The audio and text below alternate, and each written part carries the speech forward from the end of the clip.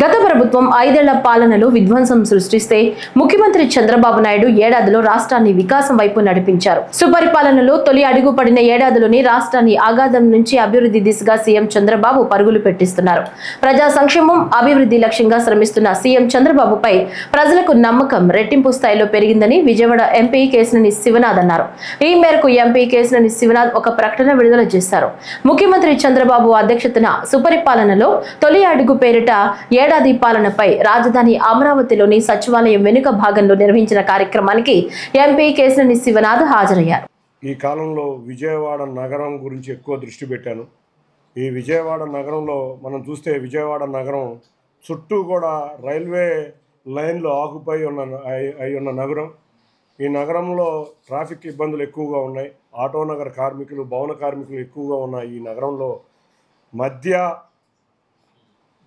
కార్మిక లోకం ఎక్కువగా నివసించే ఈ నగరంలో వారి శ్రేయస్సు కోరే ఎక్కువగా కష్టపడదామని నేను మొదటి నుంచి చెబుతున్నట్టుగానే రైల్వేస్లో నేను చూస్తే గత 6 నెలలుగా పోరాటం చేసి అమృత్ భారత్ స్కీమ్ కింద విజయవాడ రైల్వే స్టేషన్కి రేపు 15 రోజుల్లో 850 కోట్లతో విజయవాడ రైల్వే స్టేషన్ అభివృద్ధికి టెండర్లు పిలవబోతున్నారు.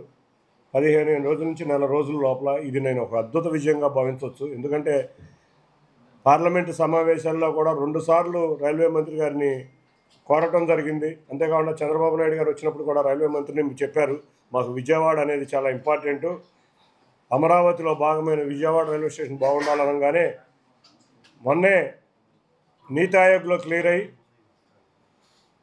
ఇవాళ విజయవాడ రైల్వే స్టేషన్ టెండర్లు రాబోతున్నాయి. అన్నిటికన్నా ముఖ్యంగా ఎన్నో సంవత్సరాల నుంచి పరిష్కృతం కాని గుణదల 2 ఆర్ఓబీలు,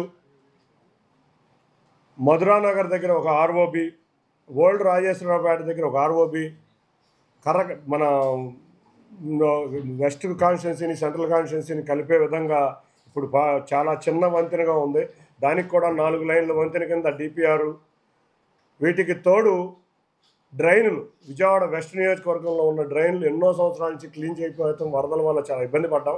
వరదల డ్రైన్లన్నీ కూడా క్లీన్ చేయించడం జరిగింది.